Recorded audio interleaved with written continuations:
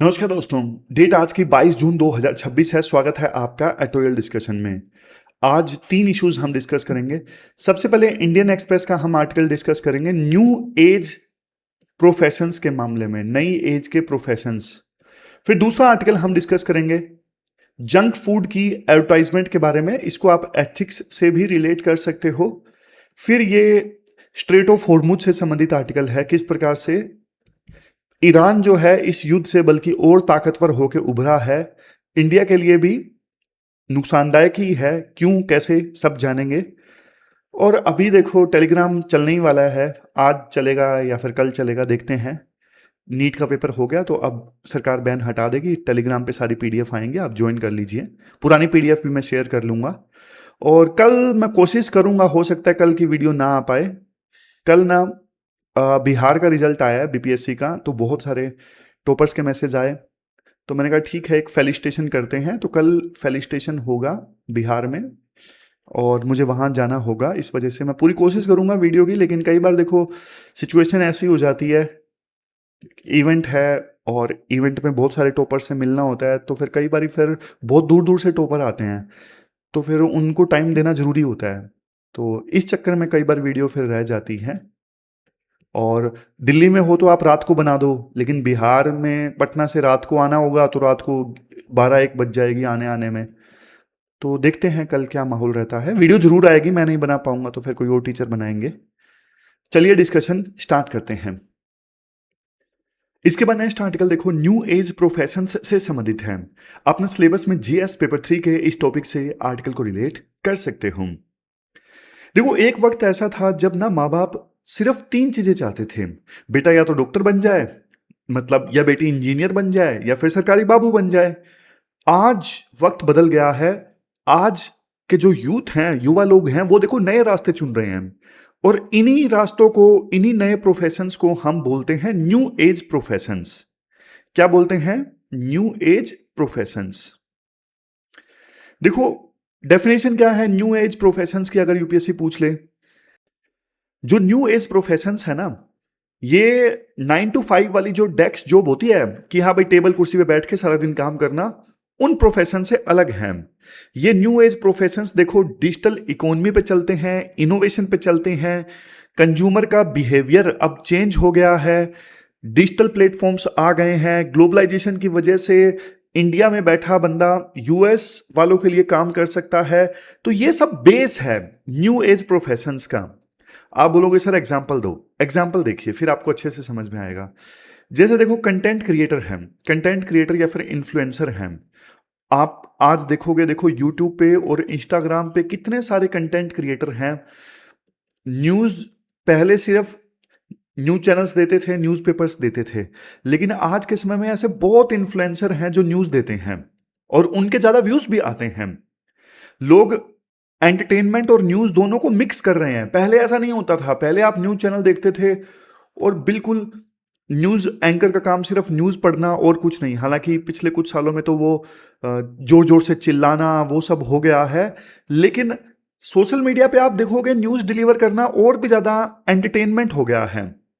हालांकि ये डेमोक्रेसी के लिए कहीं ना कहीं थोड़ा खतरा भी है। खतरा इसलिए है क्योंकि न्यूज़ कई बार बहुत सीरियस होती है, लेकिन उसको मजाक में उड़ा दिया जाता है।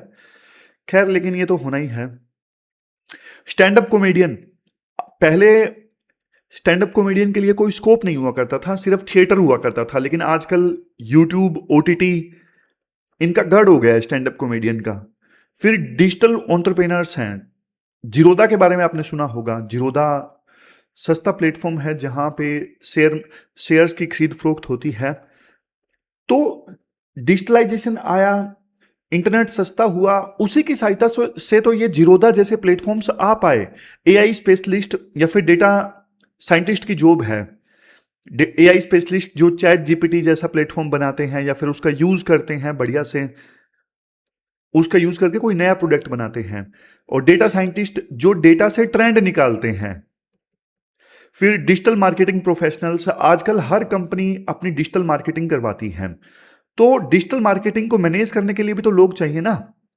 ऐप डेवलपर या फिर यूएक्स डिजाइनर, ऐप डेवलपर जो आपकी फ़ोन की ऐप बनाते हैं, यूएक्स मतलब यूज़र एक्सपीरियंस पे काम करने वाले लोग, गेमिंग प्रोफेशनल जो गेम बनाते हैं या फिर गेम को लाइव स्ट्रीम करके पैसा कमाते हैं, फ्रीलांसर या फिर रिमोटली काम करने वाले लोग जो दूर दराज के एरिया में बैठे हैं लेकिन फॉरेन वालों के लिए काम कर रहे हैं, ये सारे न्यू एज प्रोफेशंस के एग्जाम्पल हैं। अब मान लो यूपीएससी पूछ ले कि न्यू एज जो प्रोफेशन है वो क्यों आ रहे हैं। रीजन काफी है। पहला तो देखो, टेक में काफी ज्यादा एडवांसमेंट आ गया है, नई नई टेक्नोलॉजीज आ गई हैं जैसे AI, big data, blockchain, cloud computing और ऑटोमेशन आ गया है बहुत सारी चीजों में।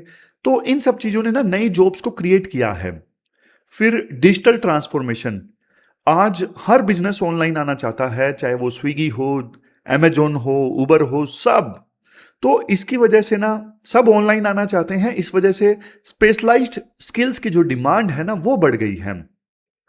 फिर नेक्स्ट, ग्लोबल कनेक्टिविटी। जैसे मैंने आपको बोला, इंटरनेट बहुत सस्ता हो गया है, खास करके जियो रेवोल्यूशन के बाद में 2016 में जियो आया था ना, उसके बाद इंटरनेट बहुत ज़्यादा सस्ता हो गया है। तो रिमोट वर्क करना बहुत आसान हो गया है। कंज्यूमर बिहेवियर शिफ्ट, आज पहले कंज्यूमर टीवी देखा करते थे, अब ओटीटी देखते हैं, रील्स देखते हैं। तो इसकी वजह से नई क्रिएटर इकोनॉमी बनी है। फिर नेक्स्ट है सस्टेनेबिलिटी नीड्स। जैसे क्लाइमेट चेंज, आपको पता है अब एक कड़वी सच्चाई है। क्लाइमेट चेंज के नेगेटिव इम्पैक्ट की वजह से ना ग्रीन जॉब्स बहुत क्रिएट हो रही हैं। तो ग्रीन जॉब्स में बहुत स्कोप है। रीजंस पता लग गए कि न्यू एज प्रोफेशंस क्यों निकल के आ रहे हैं। नीति आयोग का डेटा कहता है 2029-30 तक ना 2,35,00,000 गिग वर्कर्स होंगे। गिग वर्कर्स जानते हो, ये जोमेटो स्विगी में काम करने वाले लोग। अब देखो, इसकी पॉजिटिव डायमेंशन भी है काफी सारी। करियर अपॉर्चुनिटीज का एक्सपेंशन हुआ है।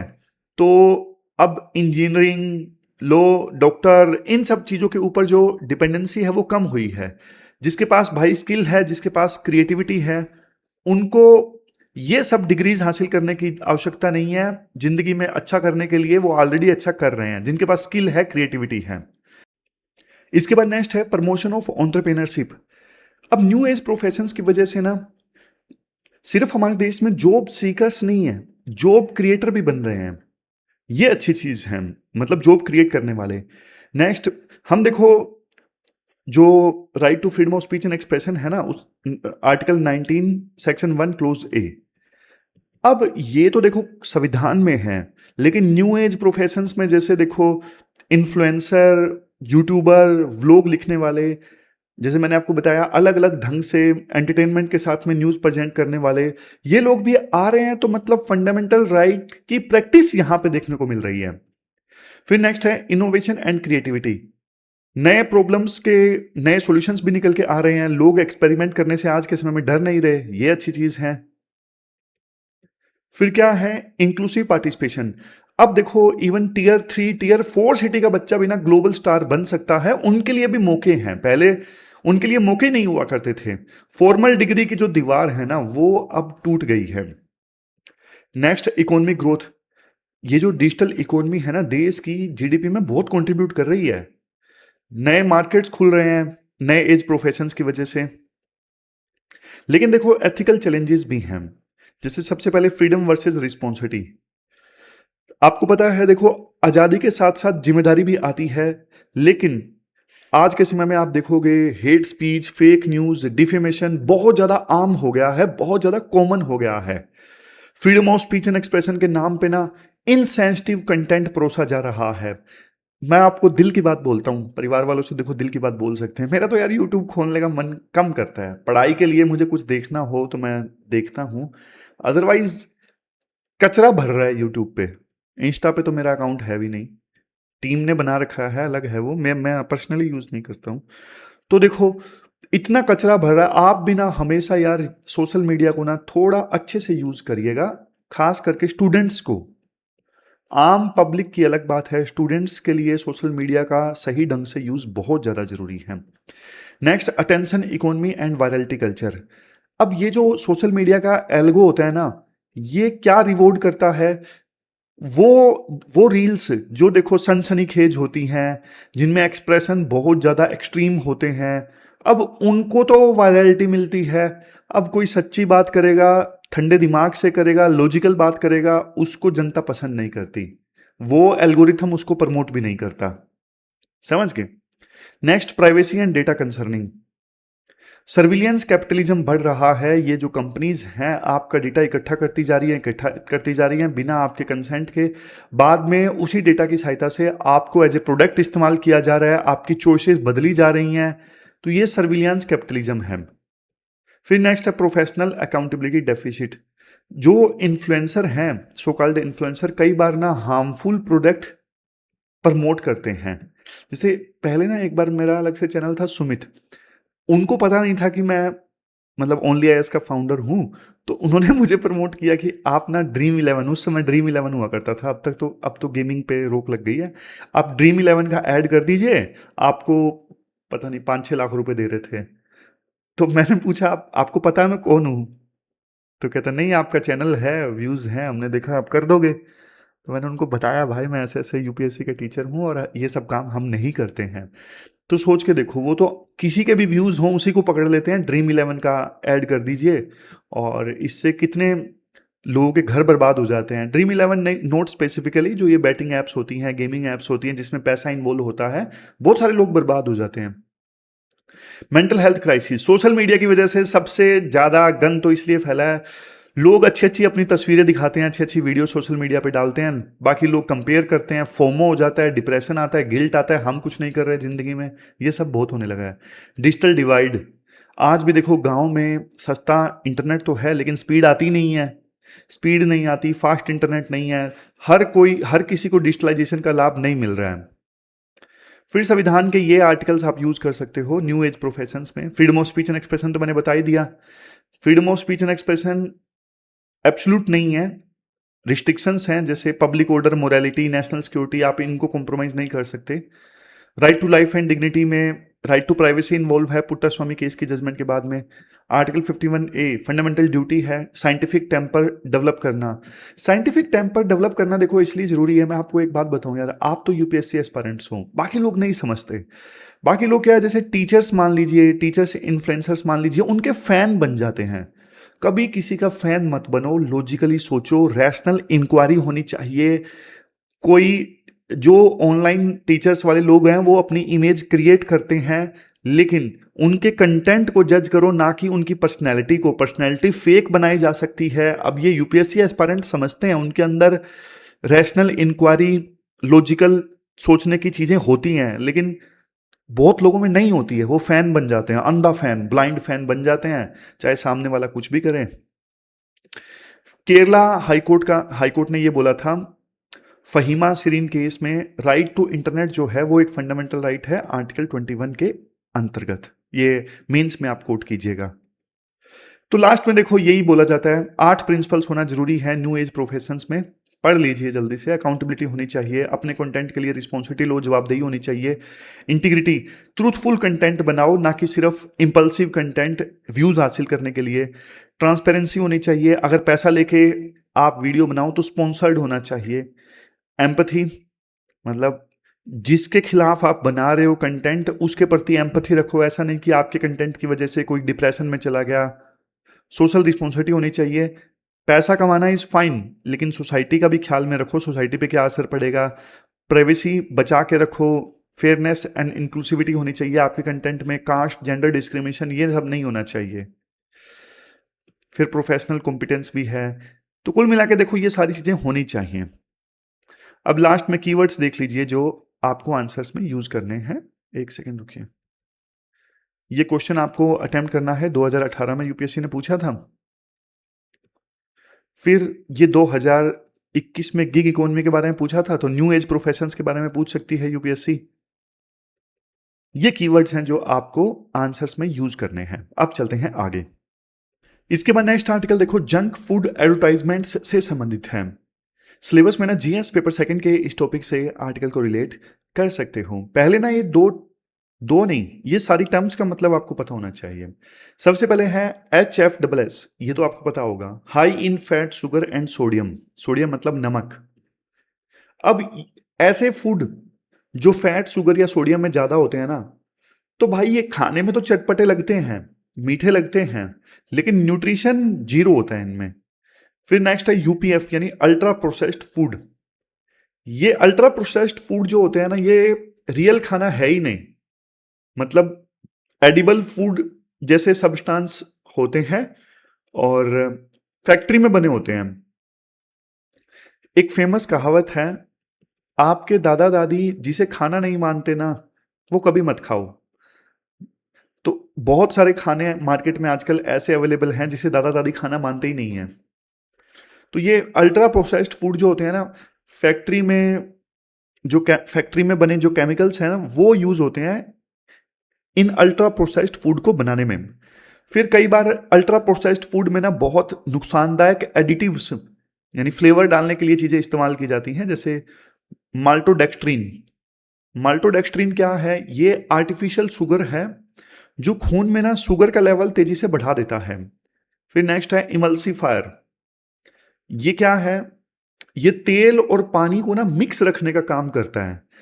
कई बार आपने देखा होगा तेल अलग आ जाता है, पानी अलग रह जाता है, लेकिन इमल्सिफायर दोनों को मिक्स करने का काम करता है ताकि ताकि दोनों मिक्स रहें। लेकिन बट हमारे बॉडी में जो गट बैक्टीरिया होता है ना, उसको नुकसान पहुंचाते हैं ये इमल्सिफायर। फिर नेक्स्ट है एसिडिटी रेगुलेटर। ये सिंथेटिक फ्लेवर्स ऐड किए जाते हैं, इनमें कोई न्यूट्रिशन नहीं होता, ये हमारी बॉडी के अंदर एसिडिटी को रेगुलेट करते हैं, नुकसान ही पहुंचाते हैं। आर्टिफिशियल ढंग से एसिडिटी को रेगुलेट करने की कोशिश करनी पड़ रही है, तो समझ रहे हो खाना कितना नुकसानदायक है। खाने से तो एसिडिटी होगी ही होगी, लेकिन फिर एसिडिटी को रोकने के लिए ये कृत्रिम चीजें जो हैं वो ऐड कर देते हैं। अब आप एक चीज देखो, आप अपना फोन खोल के देखिए, यूट्यूब या फिर इंस्टाग्राम पे आप रील स्क्रॉल करोगे ना, लगातार आपको ऐड दिखेंगे। नूडल्स के ऐड दिखेंगे, चिप्स के ऐड दिखेंगे, चॉकलेट के ऐड दिखेंगे। और आजकल तो ना मतलब धोखा हो रहा है। जैसे कुछ कंपनीज बोल देती हैं ये बेक्ड चिप्स हैं, मतलब फ्राइड नहीं है। जैसे केक को बेक किया जाता है ना, पकाया जाता है, तो वैसे ही ये चिप्स हैं। लेकिन भाई ये धोखा होता है। बढ़ा चढ़ा के ऐड में दिखा दिया जाता है कि तली हुई चीज नहीं है, बेक्ड चीज है। लेकिन सच क्या है? सच ये है, ये भी एक अल्ट्रा प्रोसेस्ड फूड है। इसमें माल्टोडेक्स्ट्रीन है, एसिडिटी रेगुलेटर है, पोटेशियम क्लोराइड भर भर के पड़ा है। इन बेक्ड चिप्स में भी कंपनीज क्या करती हैं? सिलेक्टिव डिस्क्लोजर करती हैं। जो इनके फायदे की चीज है उन्हें दिखा देती हैं, उनको एडवर्टाइज करती हैं, पॉजिटिव दिखा के नेगेटिव छुपा लिए जाते हैं। हार्मफुल चीजें, हार्मफुल जो इंफॉर्मेशन है उसे छुपा ली जाती है। अब केस स्टडी सेकंड राइटर बताते हैं, सेलिब्रिटी इंडोर्समेंट। एक बहुत फेमस फीमेल एक्टर है, टीवी पे आती हैं, वो कहती हैं नो मैदा चोको सीरियल्स। वो कहती हैं कि अपने बच्चों के लिए मैं ये जो नो मैदा चोको सीरियल्स हैं वो प्रमोट करती हूं। दूसरा एक्टर आता है, वो 12 ग्रेन बिस्किट्स प्रमोट करता है। आप सोच के देखो, भले ही देखो 12 ग्रेन बिस्किट्स में 12 ग्रेन्स हों, मान लिया, लेकिन उसमें चीनी भी ठूस ठूस के भरी हुई है, उसमें फैट भी ठूस ठूस के भरा हुआ है। तो ये मिसलीडिंग मार्केटिंग है। तो इस मिसलीडिंग मार्केटिंग की वजह से ना बच्चों का जो राइट टू इन्फॉर्म्ड चॉइस है ना, वो कॉम्प्रोमाइज हो जाता है। अब ऐसी मार्केटिंग की जाती है कि बच्चों को तो पूरी इंफॉर्मेशन होती नहीं है, वो खा लेते हैं, नुकसान हो जाता है। समझ गए? ये राइट याद रखना, राइट टू इन्फॉर्म्ड चॉइस। अब आप थोड़ा सा डेटा देखिए, 2024 में ना सिर्फ 3 बड़ी एमएनसीज ने ना $12.2 बिलियन खर्च किए एड्स पे। ये देखो, नॉर्मल मार्केटिंग नहीं है, ये एक ब्रेन हैक है। आपका ब्रेन हैक करने की कोशिश की जा रही है। इंडिया का स्केल देखिए, इंडिया में हर महीने 2 लाख जंक फूड की एड्स आती हैं। इसका खर्चा लगभग लगभग 170 करोड़ है। एड डिमांड नहीं दिखाता, एड डिमांड पैदा करता है। एड आती है तब लोग मार्केट में जाके उस प्रोडक्ट को परचेज करते हैं। समझ गए? और एडिक्शन साइंस क्या कहती है? देखो, एडिक्शन साइंस ये कहती है कि जो अल्ट्रा प्रोसेस्ड फूड है ना, उनको इस प्रकार से डिजाइन किया जाता है कि आप इन्हें बार बार खाएं। और फूड इंडस्ट्री में एक पॉइंट होता है ब्लिस पॉइंट। ब्लिस पॉइंट मतलब शुगर, सोल्ट और फैट का परफेक्ट कॉम्बिनेशन, जिससे ना दिमाग में डोपामाइन रिलीज हो जाए, तो उस पॉइंट को कहते हैं ब्लिस पॉइंट। ये आपके ब्रेन को हैक कर लेते हैं, आपका दोबारा खाने का मन करेगा, लेकिन बॉडी को बहुत नुकसान पहुंचेगा। मैं तो ये सोच रहा था यार, आर्टिकल पहले मैं पढ़ रहा था ना, अब तो चलो मैं आपको बता रहा हूँ, जब मैं खुद पढ़ रहा था मैं ये सोच रहा था यूट्यूब इंस्टाग्राम वाले हमारी अटेंशन छीन रहे हैं, ये एमएनसीज भी, खाना बेचने वाली भी हमारी बॉडी को नुकसान पहुंचा रहे हैं। तो मतलब ये इंसान प्रॉफिट के चक्कर में इंसान को मार रहे हैं एक प्रकार से, मैं ये सोच रहा था। मतलब यूट्यूब इंस्टाग्राम वाले प्रॉफिट के पीछे भाग रहे हैं, इसलिए तो हमारा सब कुछ बर्बाद कर रहे हैं। और ये भी जो खाने वाले हैं ऐड दिखा दिखा के, उनको प्रॉफिट चाहिए, चाहे हमारी बॉडी सड़ जाए, खराब हो जाए। तो प्रॉफिट के चलते इंसान दूसरे लोगों की केयर नहीं करता है बिल्कुल भी। सामने वाला कुछ भी हो, उसको कुछ भी नुकसान पहुंचे, भाई मेरी जेबें भरनी चाहिए, है ना? कितना गलत है। और ये काफी सारी एमएनसीज पता क्या है, यूरोप में, यूएस में संभल संभल के चलेंगी। इंडिया उनके लिए सस्ती मार्केट है, कोई रोकने वाला नहीं है, कोई टोकने वाला नहीं है, कमाओ जितने कमा सकते हो। फिर राइटर बोलते हैं देखो, हाल ही में ना अमेरिका के सैन फ्रांसिस्को शहर ने ना 10 बड़ी अल्ट्रा प्रोसेस्ड फूड वाली कंपनीज पे केस कर दिया। क्यों?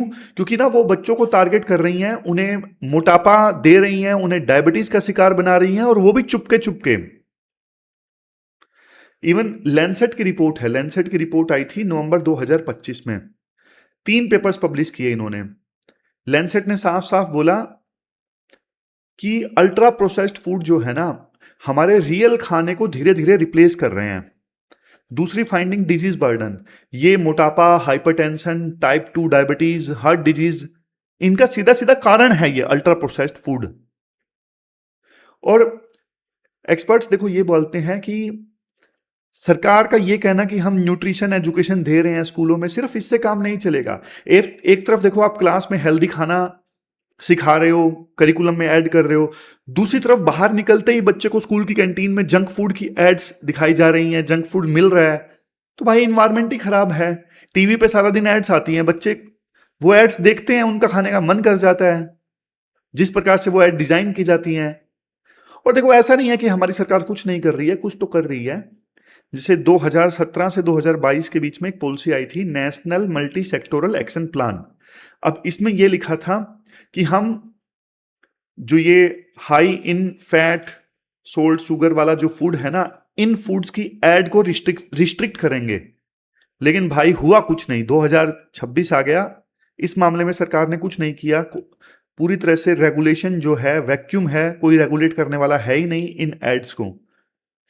फिर फरवरी 2026 में ना सुप्रीम कोर्ट का एक ऑर्डर आया, मतलब एक पीआईएल की सुनवाई थी, सुप्रीम कोर्ट ने बहुत पावरफुल बात बोली कि जो ये मिसलीडिंग एड्स है ना, ये प्रेग्नेंट वुमेन को, बच्चों को और बूढ़ों को ना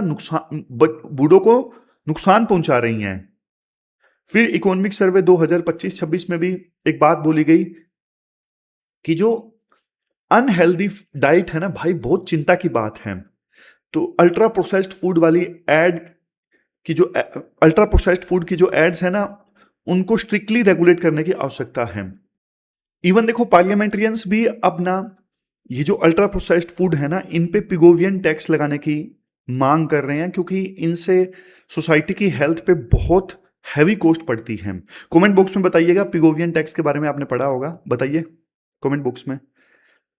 और ऐसा नहीं है कि देखो सभी देशों में ऐसा हो रहा है, चिली, मैक्सिको, ब्राजील, ये देश है, इन्होंने अल्ट्रा प्रोसेस्ड फूड के नुकसान से बचने के लिए काफी स्टेप्स लिए हैं, और वो बढ़िया भी साबित हुए हैं। जैसे black stop sign, warning sign है, ये जो अल्ट्रा प्रोसेस्ड फूड है ना, उनपे ब्लैक डॉट लगा होता है, और ये वार्निंग साइन है कि आपकी सेहत को नुकसान पहुंच सकता है।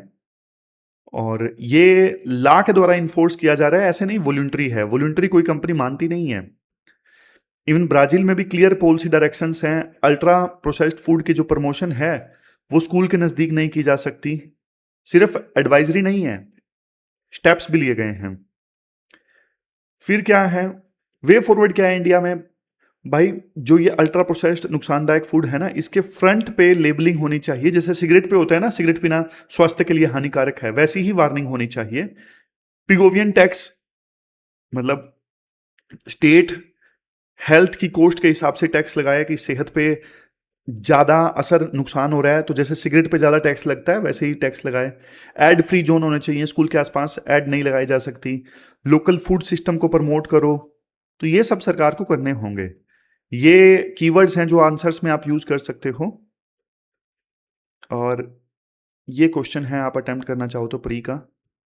मेंस का मेन आपको दिखाता हूं, ये मेंस का प्रैक्टिस क्वेश्चन है जो आपको अटेम्प्ट करना है। अब चलते हैं आगे।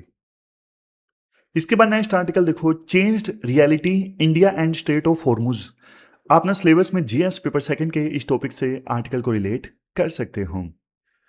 देखो एक फेमस कहावत है, जो भी सी के जिसका भी सी के ऊपर राज है ना, वो फिर ट्रेड के ऊपर राज करता है, और वो फिर वर्ल्ड में सबसे ज्यादा प्रोस्पेरिटी उसी के पास में आती है।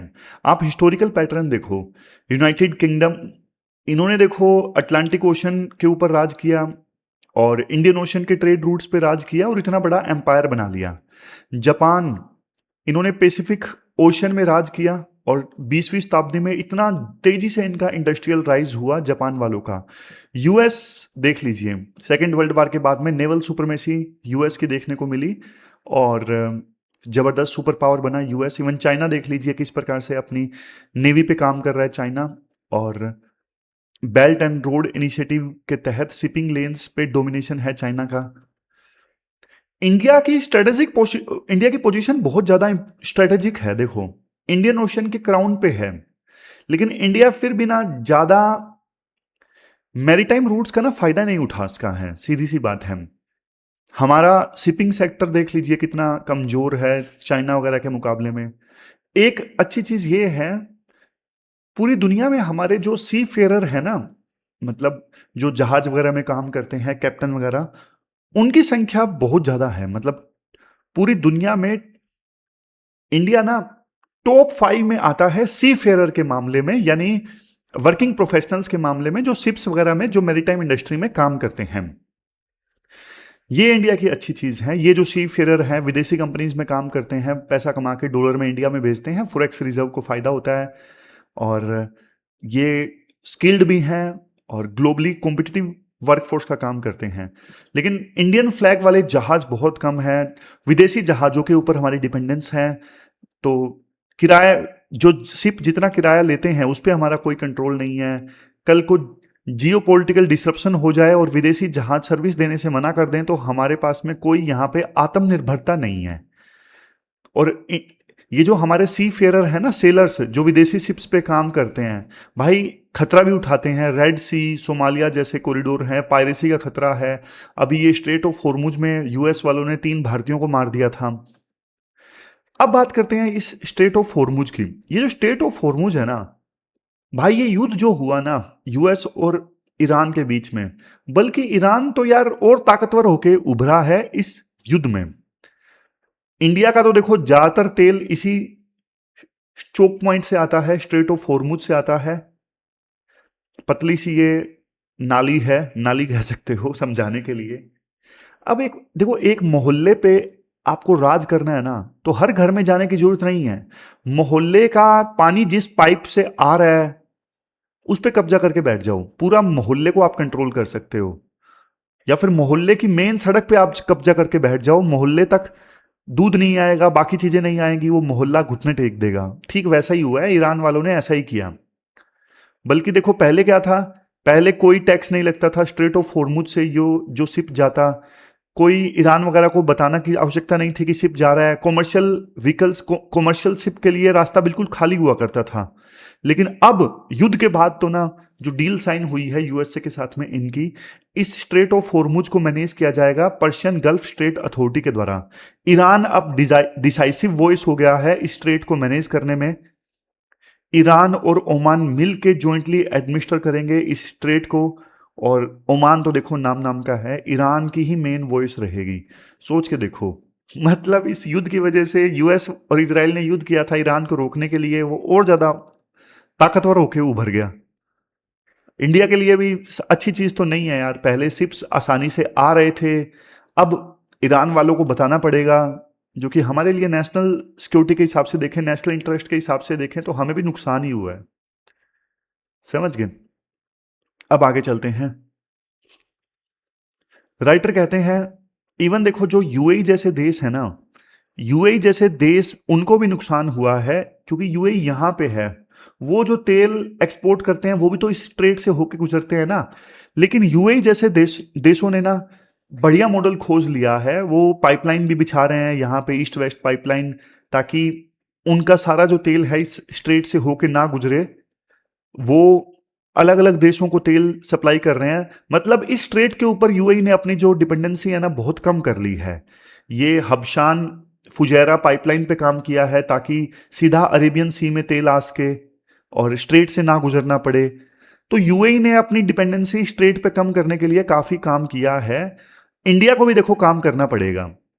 इंडिया को अपनी सप्लाई चेन डाइवर्सिफाई करनी पड़ेगी। अभी तो हमारा ज़्यादातर तेल इसी स्ट्रेट से आ रहा था और एलपीजी भी आ रही थी। हमने देखा कि कितनी दिक्कत हो गई एलपीजी की हमारे देश में। हमने एक दिक्कत ये कर रखी है, हमारे पास में बफर नहीं है। जैसे यूएसए जैसे देश ना बफर में तेल वगैरह स्टोर करके रखते हैं, बट हमारे देश में बफर में स्टोर करने की जो कैपेसिटी है वो ना के बराबर है थोड़ी बहुत ना के बराबर है। हमें अल्टरनेटिव कॉरिडोर इस्टाब्लिश करने होंगे कि हाँ भाई इस स्ट्रेट से तेल नहीं आ रहा है तो दूसरी पाइपलाइन, कुछ दूसरा लैंड रूट हो जहां से हमें तेल हम मंगवा सकें, गैस हम मंगवा सकें।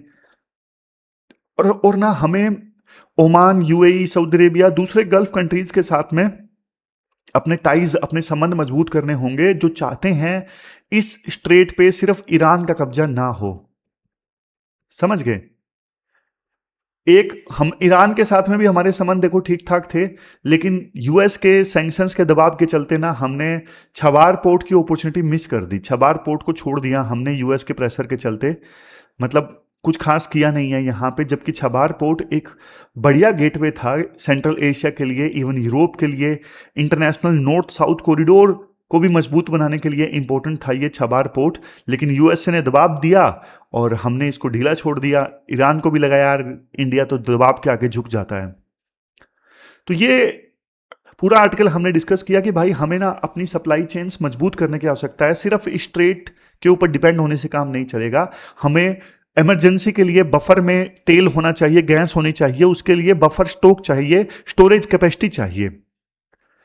ये क्वेश्चंस पास्ट में पूछे थे स्ट्रेट वगैरह से, मैप वगैरह से। आप ये अटेम्प्ट कीजिए और मेंस का क्वेश्चन ये है, इस टाइप में क्वेश्चन यूपीएससी पूछ सकती है। तो ये प्रैक्टिस क्वेश्चन नंबर 3 है जो आपको अटेम्प्ट करना है। ये थी हमारी आज की डिस्कशन। कल मिलते हैं फिर से एक नई डिस्कशन के साथ। तब तक आप अपना ध्यान रखिए, अच्छे से पढ़िए। Thank you very much for discussion.